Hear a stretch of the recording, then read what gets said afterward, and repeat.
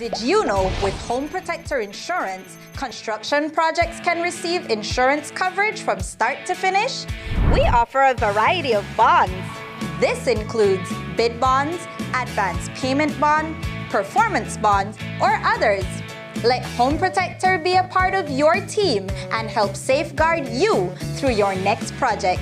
Visit any Home Protector Insurance office near you to learn more. Maria's was planned to open in 2020, and that's when COVID came. I thought the dream was dead. People would come to my house, they would purchase the coffees from there. That gave me the little confidence like, okay, I could do this. Atlantic Bank, of course, helped me take the next step. Once I had their support, it was smooth sailing from there. This business is my life. It's literally what provides my family with food and employment. I employ 3 family members, so it's really everything for us. Atlantic Bank, building the future together. Every day, the demand on your business gets higher. More productivity, better equipment, and reliable support to keep up with a fast-moving world. At Cellular World Business Solutions, we're ready to help you boost performance across every operation. Don't let outdated technology hold you back. With our certified and supported solutions, your business stays ahead. We supply office equipment, printers, inks, and toners, software licenses, IT system assembly as your Dell Platinum and Cisco partner, appliances, and custom orders tailored to your needs. From startups to large enterprises and renowned institutions, we serve every corner of the country because no industry can afford to fall behind on technology. Let's take your business to the next level. Contact us today at 610-2494. Cellular World Business Solutions, your reliable partner in business success. Stay connected in the USA for as low as $10. With Smart Roaming Data Pass, staying connected is simple and affordable. Get the data you need starting at 1,000 megabytes to stay connected to larger plans that keep you online while you travel across the USA. So you can message, browse, video call, and navigate wherever you go. No SIM swap, no bill shock. Just simple, affordable pricing. Activate easily by dialing *100# using the Smart app or online. Smart Roaming Data Pass. Staying connected the smart way. Smart, bringing people together.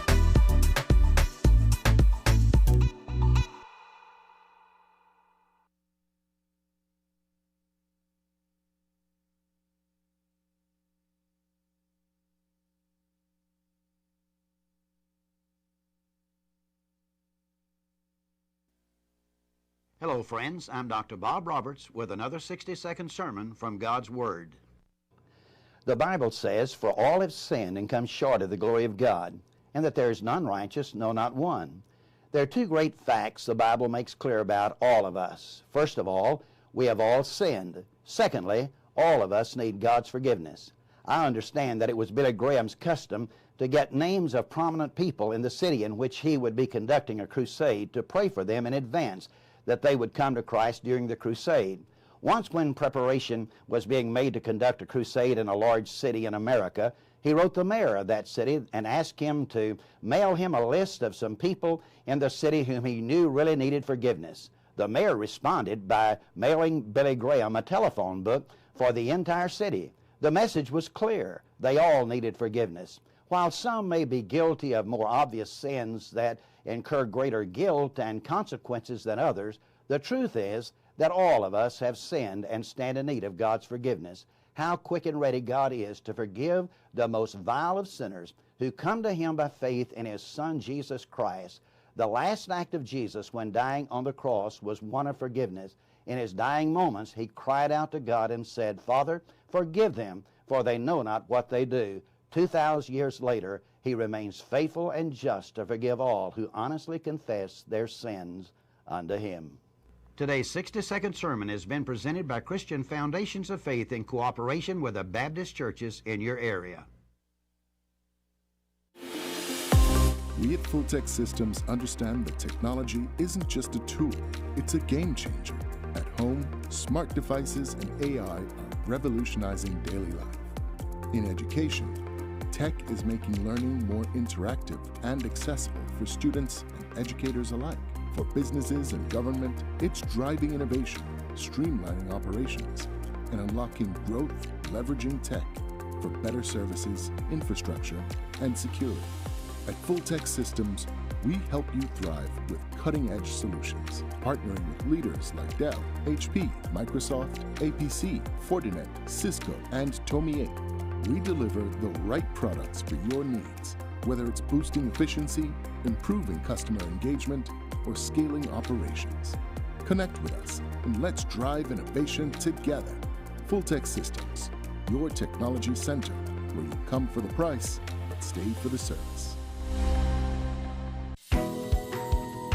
In the heart of the Kaya district, Calico Jacks is proving that sustainability and success can go hand in hand.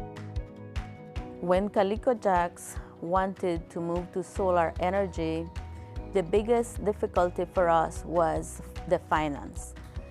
Belize Bank believed in our vision, and we are very happy and grateful that they gave us this opportunity for the financing. Through the Credit Risk Abatement Facility, a partnership between Belize Bank and the CARICOM Development Fund, small and medium businesses can access financing for renewable and energy-efficient solutions with reduced collateral requirements. Here at SCSB, we're grateful for Belize Bank to make it easy for our clients to go green. We're proud to work with businesses like Calico Jacks to help them lower their costs and their carbon footprint. At Belize Bank, we are powering Belize's transition to renewable energy, one business at a time. Together with our partners, we're making sustainable financing accessible for all. Belize Bank, financing a greener, stronger Belize.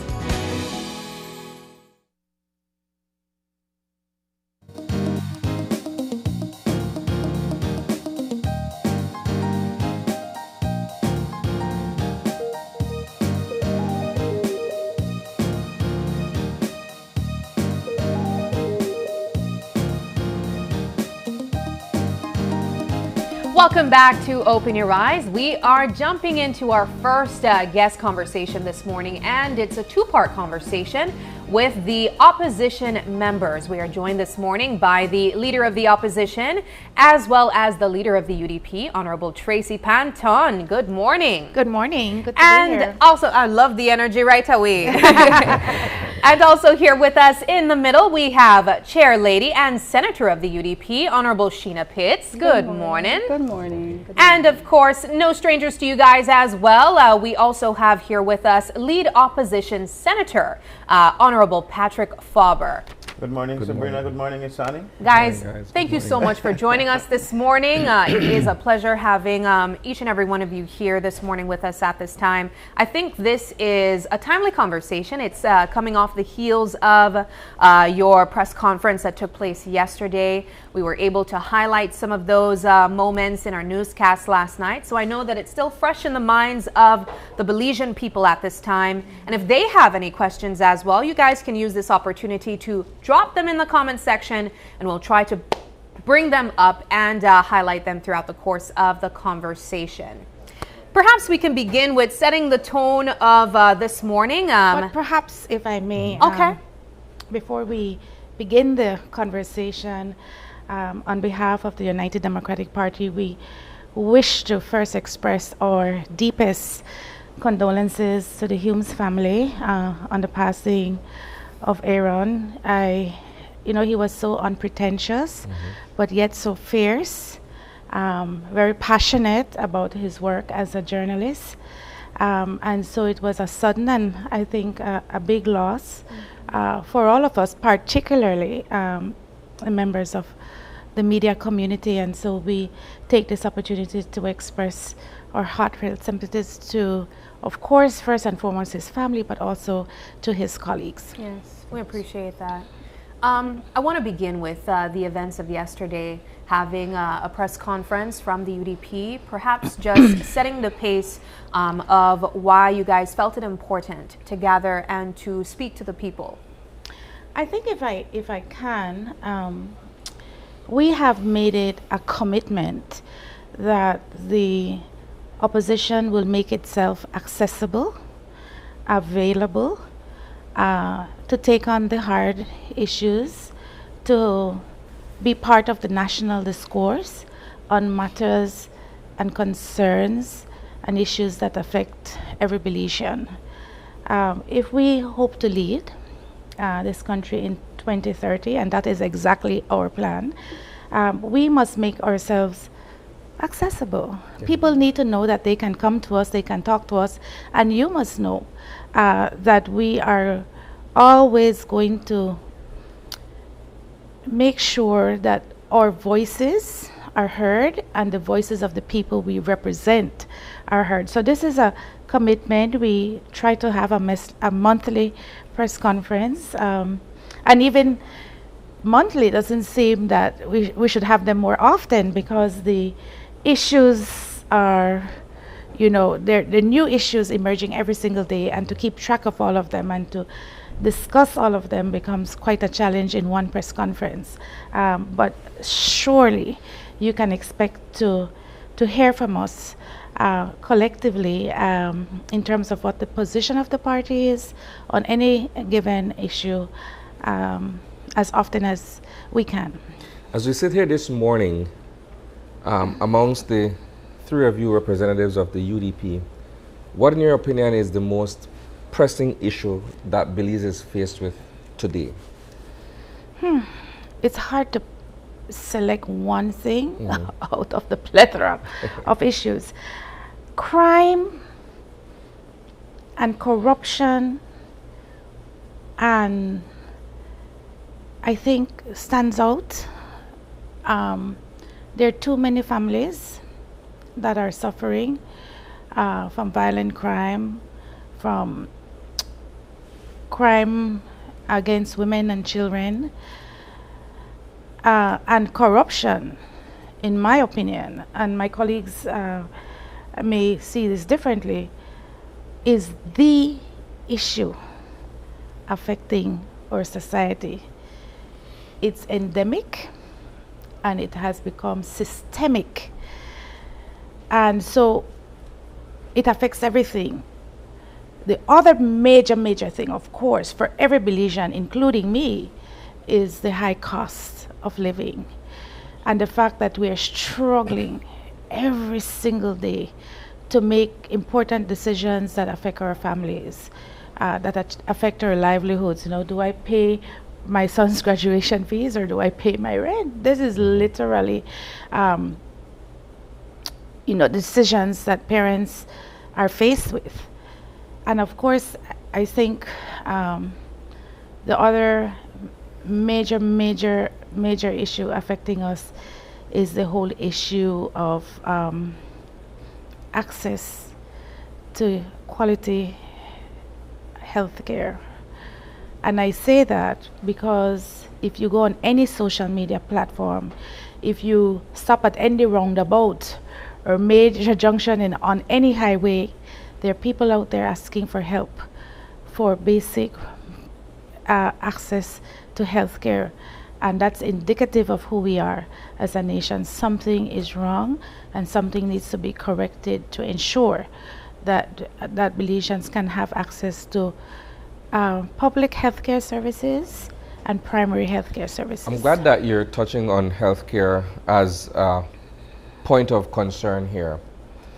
There's a robust campaign being run on most of the media houses promoting the 25th anniversary of NHI. But from what we're understanding, it seems as if though NHI will be a bit more costly in the coming months in terms of contributions or what have you. You began by sharing your thoughts on that yesterday during the press conference. Can you expand on the position of the UDP where that is concerned? It hasn't gone to the House just yet, but it seems to be an issue that's looming.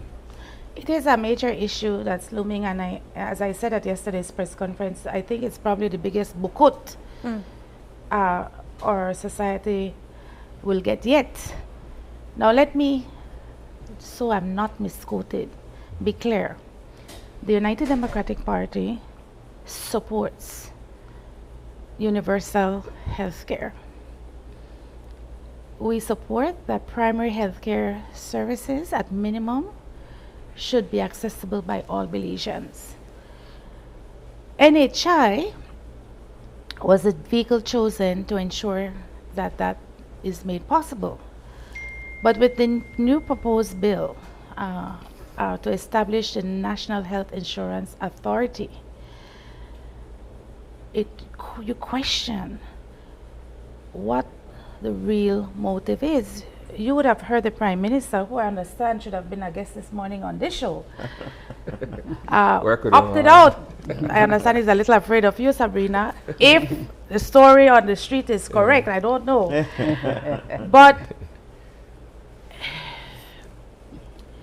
we're moving away from resourcing, equipping, financing public healthcare services to privatizing these healthcare services. The Prime Minister said, we take back with Belize, Belize will fund the national health insurance system. But in fact, what this legislation does is to create a parallel institute to SSB, where taxpayers, the working class, even pensioners will have to make contributions to the NHI authority that will then fund this rollout, this national rollout of NHI. Is it to suggest, quickly, is it to suggest that the Bolido monies aren't enough to be able to cover? Well, according to him, according to him,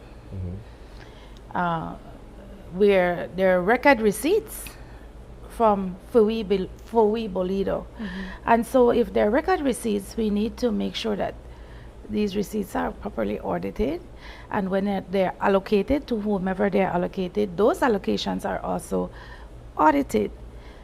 From last year, 24-25, the allocation for NHI was what, 40 million? And in this financial year, we're up to 75 million.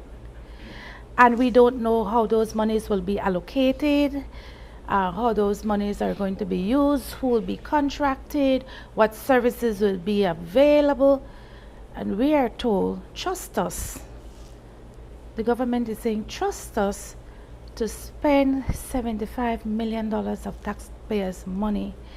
And even the board that is being established under this authority will have no fiduciary responsibilities.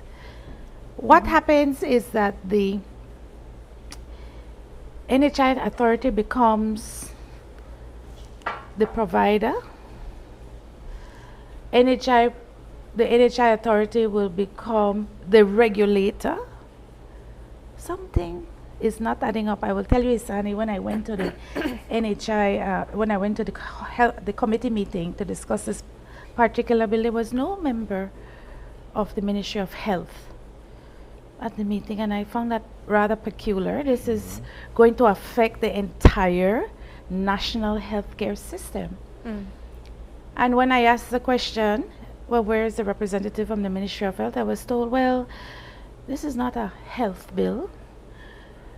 This is, NHI will procure services. So the minister responsible is the Minister of Finance. So I said, so where is the representative from the Ministry of Finance to explain to us, to answer the questions we may have on this bill? And there was no representative from the Ministry of Finance. That is not acceptable. I will have you know that there is the UDP, the opposition, has a member on the current National Health Commission, and members of the commission did not see the final reiteration of this bill that will go to the National Assembly for approval. And when I asked, how come the movers and shakers, the persons who have been appointed to provide oversight, have not been able to review the final iteration of the bill. You know what I was told? They can go to the website. It's on our website. No, something is absolutely wrong. And when there is smoke, there is fire. Before we expand a bit further on the NHI or health concerns, I want to get other members in the conversation. Perhaps we can go to you now, Ms. Pitts, being chairperson of the UDP, but also being involved in the Senate as well. You have been able to contribute to the conversation and even share some of your concerns. So I'll perhaps go back to the same question that Isani asked. What do you think is the most pressing issue in the country right now? For me, much like the Honorable Tracy Tega Panton, I see her issues as the most pressing ones. I would rank a little bit putting corruption at the top. And the reason why I would do that, if you had listened to her on the press conference yesterday, she said, when you have a minister or anyone of authority on the top just having their way with the public purse, then the man on the bottom seeing this is saying, but I want my share too. I would go further. And this is something that we as politicians, we have to at some point address, that it translates to the voting public, in that voters are saying that if it is you are there wanting to get into the seat of government, and if it is my belief that when these people get there, it is to have their way with the purse, then I must see what I can extract at this point. And so for me, corruption is through and through, whether we want to see it as that or not. And so there has to be at some point a conscious decision from all of us to say that we will not participate in it. So when you go to, let's say, the tax department, you must be courteous, you must be respectful, but to go and take a little cholis, to take a slice of cake, to buy lunch, which are all nice gestures, but when you do it in exchange for services, that is an indication that you're bartering something for something, which ought not be. So for me, corruption being number one is more than just zooming in on how the PUP is engaged in corruption at this point. Do you believe, if I could throw this in quickly, that we're excuse me, operating within an atmosphere where everything seems to be a hustle? It's almost as if though we're being presented with certain services that are being taken away from government, but it seems as if though on the back end someone is screaming from it. I'm glad you said that, because we're only seeing it and being confronting with it during this administration. The PUP is a hustling party. The NHI is a hustle. So when we talk about NHI, the concept was needed at the time because there was a gap. And so they used the UK model to introduce NHI in Belize. But what you're not hearing is that when we introduced it in Belize, it was to address primary care and then translate into secondary and eventually tertiary care. But that has not happened. And what we are seeing now is, hey, we're doing NHI, focusing on primary care for private healthcare institutions, and we are ignoring, abandoning public healthcare institutions. So we are effectively defunding public healthcare. And so when people complain that they go to the hospital and they have to buy their own Tylenol, their own syringe, their own this, like, how can that be if we are saying that we have taken back for we Bolido, put it to NHI, but people are still having to buy their things in a public hospital? So yes, they have turned essential services into a business, but it is a business that they benefit from. And we are seeing it in plain sight during this PUP administration with every single aspect of governance. Yeah. It would almost seem a little bit perhaps too much of wishful thinking, though, to think that we could completely rule out corruption. And I believe that this was something that was mentioned by Honorable Panton yesterday, that if you would get the opportunity to lead this government in the next election, that you would completely wipe out corruption. Do you see that as realistic, though? Because when we look at the state of this country, in a lot of cases, it's almost like cultural, it's systemic, as Ms. Panton mentioned. How realistic do you think it is for you to completely kill corruption? Is your question cynicism? No, it's a sincere question. Because being exposed to politics and governance, there is one thing that you become acutely aware of: gatekeeping and gatekeepers. And in ruling out corruption, the fight that you get to not do it is because there are those most central, I would say maybe perhaps a cabal, that they rely on the wheel of it. And they will do everything to ensure that the more things change, the more they stay the same. Yeah. So if it is, we are serious about really addressing it, it will not take just Honorable Panton. It will not just take the UDP. It will take the entire nation. So when you go to a government ministry and there is an officer telling you, the Cinco de Mayo and I had some tacos, but stop right here. I need some help.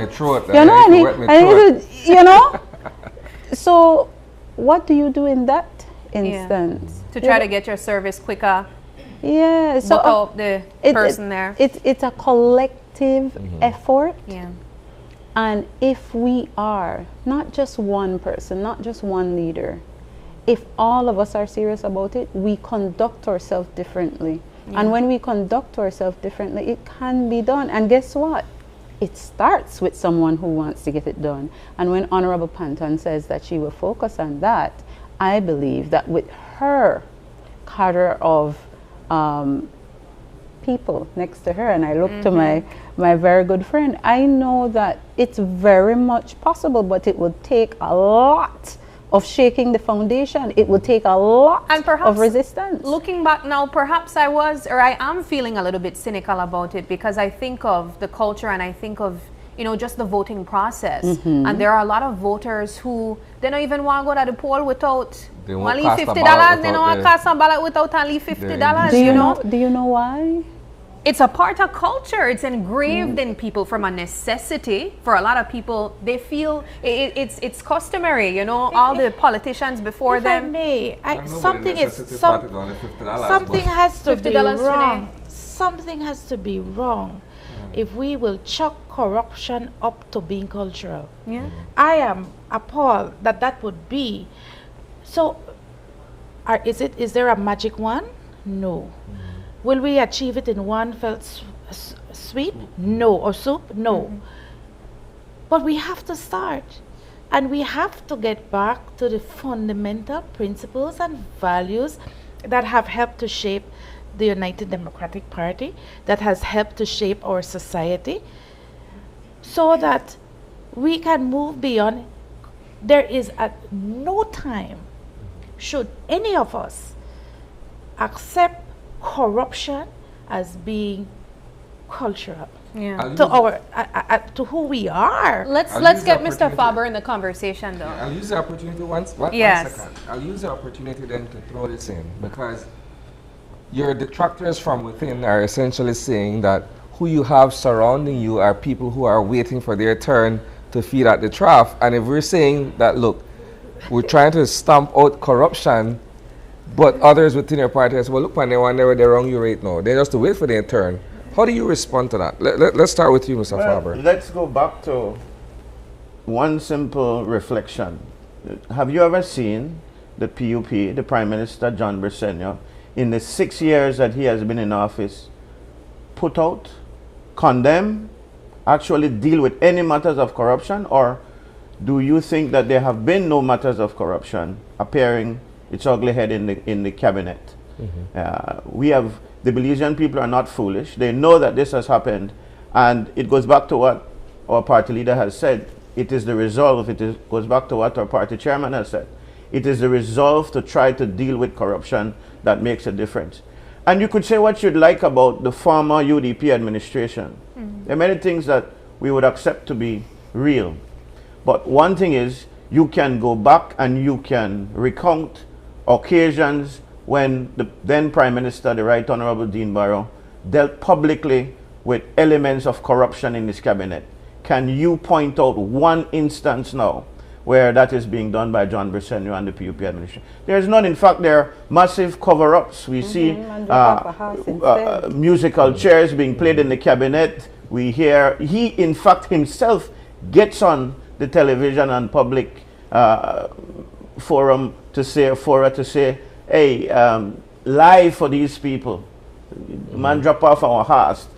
The man sick. The man this. The man, you know. And we know that corruption is very much alive. So the difference is, if people want to see it, that we have a party leader now, as we had a party leader then, who was prepared absolutely to deal with these matters, because they do come up from time to time. It is real, it is there. Well, how do you respond to it being an internal criticism? Don't bring up the detractors. You know, Isani, as well as I do, that there are persons who, for whatever reason, they don't want to see their honorable leader succeed. Let us not be distracted by them. We are on a path to bring this party back to where it once was, in terms of its glory, in terms of its service to the Belizean people, in terms of service to its membership, because we have a clientele who want to see right in this country. And even those who don't support us, they believe in good governance, and the person to bring that to us at this time is the Honorable Tracy Panton. But I liked what you said earlier about everything seeming to be a hustle, and that's what the Belizean people need to focus on, if I may shift back to that for just a minute. Everything, it's not just NHI. But we told him in the Senate, the Honorable Pitts and I told him, and the leader of government business, Senator Courtney, got up and said, no, you're absolutely wrong. In fact, NHI is not displacing the public health sector. NHI is not going to, and he went off on a rage to make the point that no, private healthcare providers are not the ones who are going to be benefiting from this. And then you hear the kind of comments that the Honorable Panton just mentioned, where in fact the health officials aren't even there. Reminds me of what is happening with the OSH bill, which I hope we will get some time to hammer. But before that, the eternal hustle, everything, if you look at and let me use examples that Belizeans can readily identify with. They're taking down 2 bridges. There's a haste. If you ever try to come from Ladyville or Orange Walk later than 6:30 in the morning, you will see the catastrophe that it is. And now they are, in addition to doing the Northern Highway, they are starting the Western Highway. They're taking out the Swing Bridge. They're taking out Belcan Bridge. Why? You have to ask yourself why. Because there are contracts involved, and time is against them now. Time is winding down, even though you may say, wow, we still have 4 years in this term. In fact, they might not get that amount of time, and so they have to make sure you make hay while the sun shines. So this city is going to be turned into a huge catastrophe shortly. And what Belizeans may not readily see is that the bridge at Hattieville is going to be taken out as well. Borden Canal Bridge is going to be taken out and replaced with another bridge that heavy traffic cannot flow on. So that traffic will have to go through John Smith or through Boom Hattieville and still end up along the Northern Highway trying to enter the city. Major traffic, big loads coming in the morning time when traffic is heavy. It is going to be a catastrophe, but the PUP doesn't care, because there is money to make. There is a hustle in everything. Everything that you can think about. NHI, the gas prices, in fact, All of these things. We can expand on that in just a moment. The know you first have bills segment to has pay. already gone by so quickly, and so we have to take a very quick break. But don't go anywhere, guys. You still have an opportunity to drop some of your questions in the comments section. Share your thoughts on what we're discussing at this time. We'll be right back and continuing this conversation.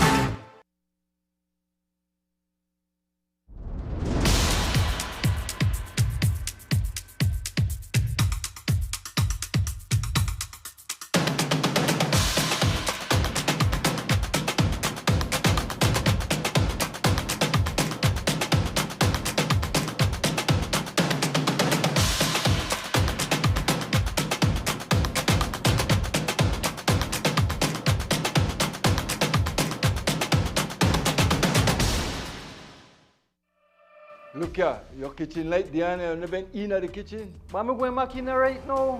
And the coffee maker? Just to try to keep me the coffee warm for later. Where did you know? I'll try to think about what to eat. You know the more you open or close the fridge, it takes longer for the food cool. For a hot day like today, it burns more energy. You charge your phone right now? No. Plug it out then. You really only wash 2 Lee socks and 1 Lee shirt? You don't know what small load burn the same amount of electricity as large loads? But this is my favorite shirt. You have to be more energy efficient. Use large loads. This AC they blow hard. You know, if you keep the temperature at 25 degrees Celsius or higher, you burn less energy and you also keep the place cool. And for a nice day like today, turn off the AC, open up the house and make some fresh breeze come in. You know what? I think I get it now. As consumers, we need to be more energy efficient and practice energy conservation. Haven't updated your information recently? Well, kick off the new year as a winner. RF&G Insurance is giving you a free chance to win every month. Entering is easy. Just chat with us on WhatsApp and update your information. That's it. You'll be automatically entered into our monthly raffle for a chance to win awesome prizes. Don't wait. Message us on WhatsApp and update your info today. RF&G Insurance. It pays to get it right.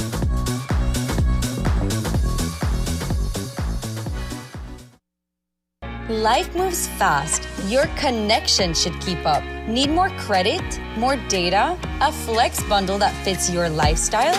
With Smart Prepaid, they're a prepaid option for every lifestyle and budget, making it easy to stay connected wherever you are. Because with Smart Prepaid, you can connect on your terms. Purchase credit, data, flex bundles, prepaid plans, and all your favorite prepaid services at any Smart agent, Smart showroom, or simply dial *100# key. No stress, no waiting. Just fast, easy, convenient ways to stay connected every day. Smart Prepaid. Connect on your terms.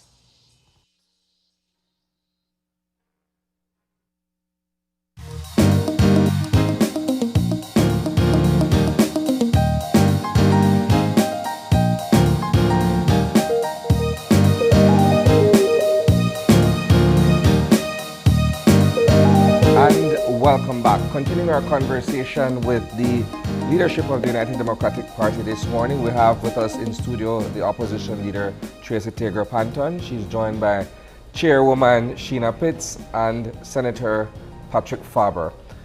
To continue where we left off from earlier, we began broaching the issue of the Occupational Safety and Health Bill.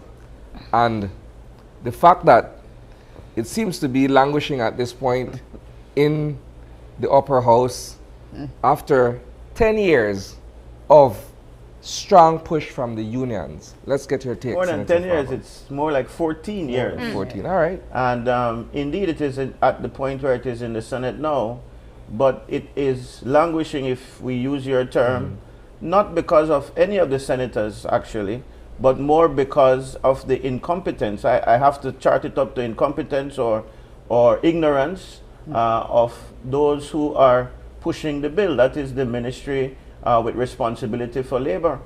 The last meeting that we had, Committee of the Whole Senate, we expected to get good, concrete interaction from the CEO, from the Labor Commissioner, and from those who drafted the bill from the Attorney General's ministry. And to our surprise, they told us outrightly, listen, we are not in a position to give you any information beyond what is in the bill already. The questions that you have, we are not prepared to answer because we have not yet met with the minister. The minister is on leave, in fact. And so we're not able to, and we have to question whether the minister himself understands some of the issues. Yes. Because from his interview, dealing particularly with one of the main issues that we have fundamental problems with, that is coverage for domestic workers, the minister demonstrated that he clearly didn't even read the bill, doesn't have a clue what a domestic worker is, and then tried to paint the picture that it is the Senate that's holding up the legislation. Subsequent to that, I mean, we spent 3 hours in that particular meeting hoping to get some answers, hoping to get some of our questions answered, hoping that we could get to a point where we could make some recommendations to make the thing fly. Lo and behold, they said they can't participate, so we said, all right, let's put it off. We scheduled another meeting. It came up, I think, a week or so after that one, to which we received a cancellation letter from the clerk saying, listen, these people have said they are not in a position to answer questions or to give us feedback at all. That has got to be absolutely unacceptable for the ministry that is supposed to now take this very important piece of legislation that you've had 14 years to champion, 14 years to get it right. And I'm not blaming anybody. The UDP administration introduced the OSH bill way back. And of course, there were many, many issues that had to be determined. There were things that the workers wanted to see in that bill. There were things that the employers wanted to see in that bill. There were things that people overlooked. And so it has been a long process, yes. But we are at a point where we could get this right. And I don't want people blaming the Senate, because the Senate really is trying to ensure that we get things right. And imagine if we didn't do that. Because what has to be made clear is that this government is only pushing the OSH bill simply because there is pressure from the labor union and the laborers. But they're pushing it in such a way that they're leaving many things up in the air, and once it is put into effect, you will see then the problems that it creates. And those loopholes, in our view, are too many for us to just say, give a nod to this piece of legislation without fixing them first, because there will be crisis. You don't cover domestic workers. All of this hinges on an inspectorate that has not yet been trained, that has not been, imagine somebody has to come into your workplace and make sure, and that training has to be specific to what they're inspecting for. If you're going to a chemistry lab, that's different from going to a sanitation work spot, or a construction work site, or a classroom, right? So you have to be trained according to where you're going to inspect. It takes some time. The most glaring fact, though, that they're unprepared is that there's no budget. There's no budget.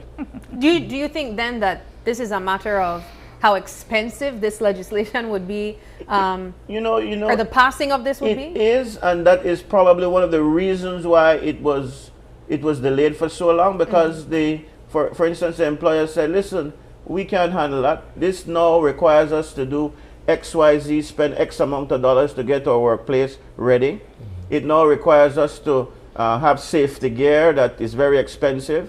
and the workers are saying, well, on the other hand, here we are being maimed, being killed, and then you're not helping us. The hospital bills are piling up and nobody's helping us. So we want the legislation. So there are pushes from everywhere, and cost is a factor, but it should not be ignored. If we're going to say to the workers, if we're going to say to the laborers of this country, we have your back, we will protect you, we'll make sure that those employers take care of you and take care of themselves at the same time, because they could be hit with a lot of liability if they don't do what they ought to do.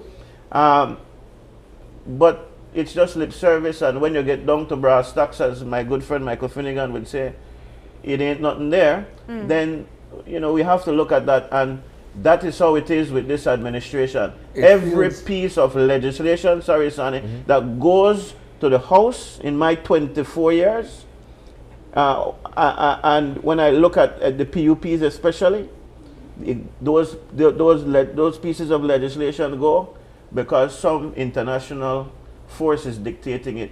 We see that with the financial bills that come. Financial services. We see where there's pressure from unions to do what they expect.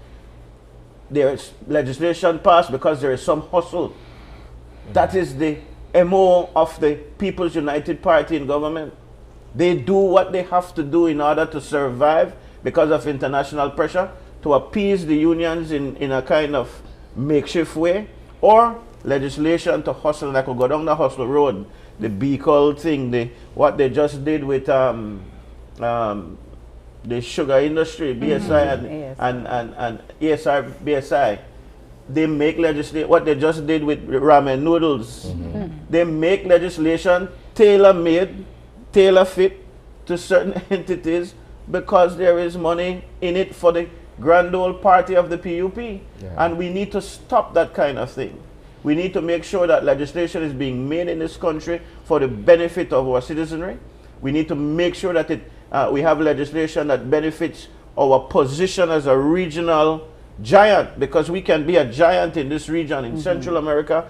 As small as we are, we can be a giant in the Caribbean as well. And so we need to stop that kind of bad legislation and bad governance and move towards things that really can move us forward. Let's move in a different direction here, where it concerns fuel, the cost of fuel, and the social services, if I may, that are hinged to the taxes applied to fuel. While in opposition, John Briceño had a solution for the cost of living and the fuel hikes that were experienced under the then United Democratic Party government. He's been in power for a term and a half, 6 years so far. And notwithstanding what's taking place in the Middle East, the cost of fuel is through the roof, and the average motorist or the average consumer bears the brunt of prices going up on many other products. What are your take on that? So let me say this. I liken where we are in terms of the high cost of living and the high cost of fuel to COVID. This is COVID 2.0. COVID was not incubated in Belize. For lack of a better term, it was imported. What is going on in the Middle East affects the acquisition cost of fuel. And therefore, as the Prime Minister likes to say, inflation is imported. But we have a responsibility as a government to mitigate the impact on Belizeans, the working class, the vulnerable. So in COVID, you will remember that our former party leader and former Prime Minister took the high road, a statesmanship approach, in inviting the opposition at that time to sit with him to find the solutions in the national interest. The PUP abandoned that after a while, but there was an attempt to put partisanship aside and to work in the national interests of this country. The former Prime Minister went further. He met with all the international financing institutions, and we are realigned all our priorities to ensure that the basic needs of our citizenry was addressed, whether it was through whatever social safety net programs were at the time, the food pantry, whether it was income subsidies, boost. We created a safety social net support for farmers. We did a lot in terms of supporting entrepreneurship, because a government's first responsibility is to the people. The backlash for that? Can I say, no, let me finish my thought. The Prime Minister took a total of 12 minutes, because I counted each one, to say we're reducing the budget by $55 million on the guise of the high fuel costs. $30 million in infrastructure projects and $25 million in goods and services.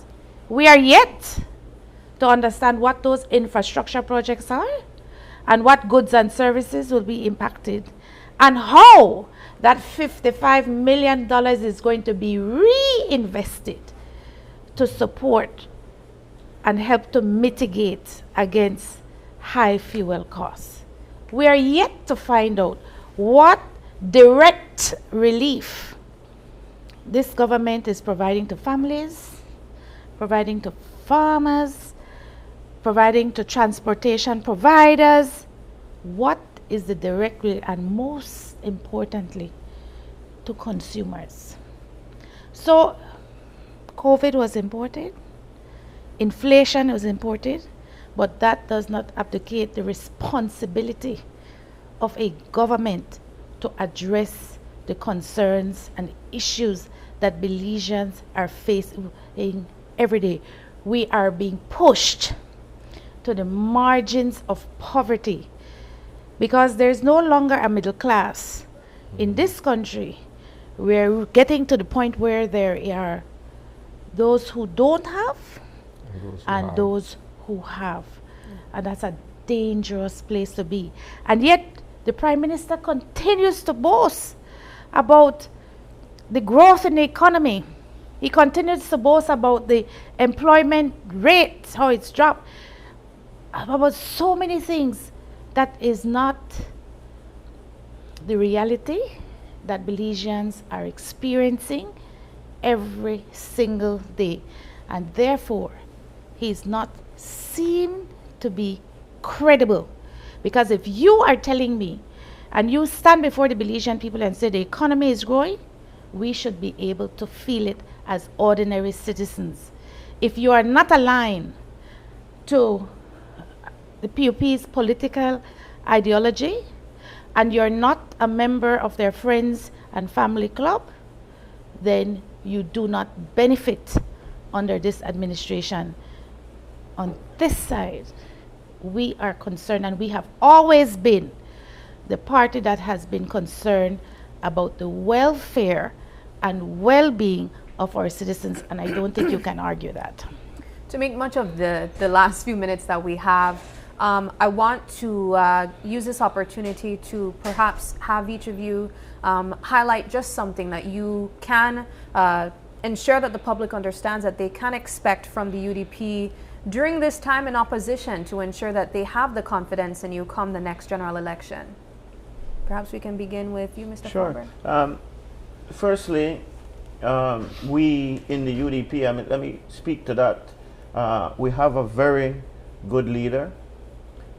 We have the greatest of hopes that our party leader will become the first female prime minister, and people can be assured that she moves in the right direction. She does things according to the books, which may rub some people the wrong way who want things to go their own way, and who we know have proven to not want to follow the rules.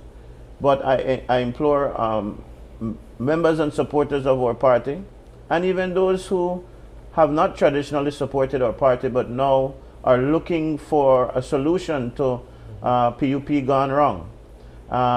This is the solution. The leadership of the Honorable Tracy Ponton is solid, and we are going to work to ensure that we have this party fighting fit when those elections are called. You can count on that. Just to give you a little insight into the background work of the party, for instance, we have a very strong policy and platform committee that have been working tirelessly to create policies. You know, as an opposition, it's not necessarily our job to come up with solutions to hand to the government, to have them own it and take it on. But we are a responsible opposition as well that know that one day we will.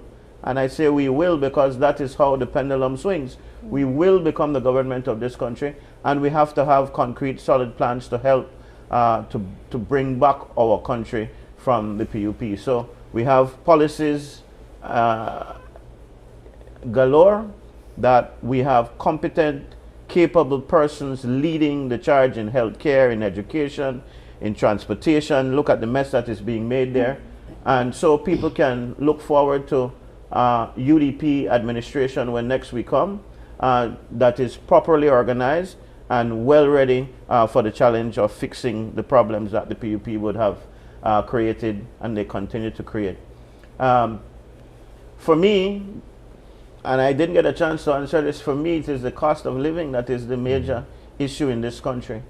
And it feeds into crime, it feeds into corruption at the lower level, as my colleagues have been saying. I was about to get into going into the manager's office 2 days ago, and I went to the gas station because I could have sworn that what I ordered in gas was not put into my vehicle. You don't get much for that, for whatever you pay for gasoline nowadays. The guy had to show me the camera, the time, and how much on the computer. But this is what Belizeans are feeling on an everyday basis. You go to the store, a box of juice that used to cost $3.75, now that's $7.50. Double the price. Things are doubled, tripled. And then there is price control issues as well. Those things are very real, and we don't see the government doing a single thing about that. One store can have something for $1 cheaper than another store. How come nobody's taking stock of that, you know? So I appeal to Belizeans too to stand up. I said at a previous press conference that to me, the people of this country seem to be soft on the PUP. And I maintain that there are double standards when it comes to the UDP and the PUP. Man, if I'm a trace to take up on thunder, the Prime Minister, I mean, they do their nonsense. What Johnny Briseno they do, they try to buy over smart, they try to do this, they try to do that, you know. All of these clandestine deals that they are running, people of this country would not have stood for it. If gasoline prices were where they are now, in fact, you saw that when it was the UDP in power, the people took to the streets, you know. So we need really to do our part as citizens of this country too, to sound the alarm against the bad practices of the government. Unfortunately, we are completely out of time. Mr. Faba gave the complete wrap-up, but I'll toss it once more to Honorable Ponton, just as leader of UDP, to share final thoughts. Sorry, Sheena, you must give you'll take your time, man, unless we could share 30 seconds. Well, let's not take my time. So I want to say to the Belizean people that the United Democratic Party is serious about good governance. We are serious about safeguarding Belize's very fragile democracy. We are accessible. We are available. We will continue to listen to your concerns and the issues you bring forward, because those things help to inform the policy solutions that we will put forward at the right time. We are going to remain true to our commitment that we are an inclusive party that welcomes as many people as want to under the tent of the United Democratic Party. Belize first. It's always Belize first. And the people of this country are the reason we continue to advocate, we continue to champion, we could continue to give voice to the issues facing our country. So I want to thank you for listening and thank you for receiving us the way you continue to receive us as we rebuild and as we focus our attention on the national issues that matter to you. Excellent. I have to say thank you so much for taking the time. We sat down, we had an hour conversation, and I feel like it still wasn't enough. Yeah. But hopefully we can get an opportunity to be joined again. I know you said you have plans to have a monthly press conference, so maybe next month we see you guys again fresh to tackle some new concerns and of course even offering suggestions as well. Thank you very much for joining us, and we wish you all the best. Thank you. Thank you. All right, we have to take a quick break now, but don't go anywhere. We have another interesting conversation to look forward to. When we come back, we'll be looking at skin cancer, and we'll be joined by a dermatologist to share more about that.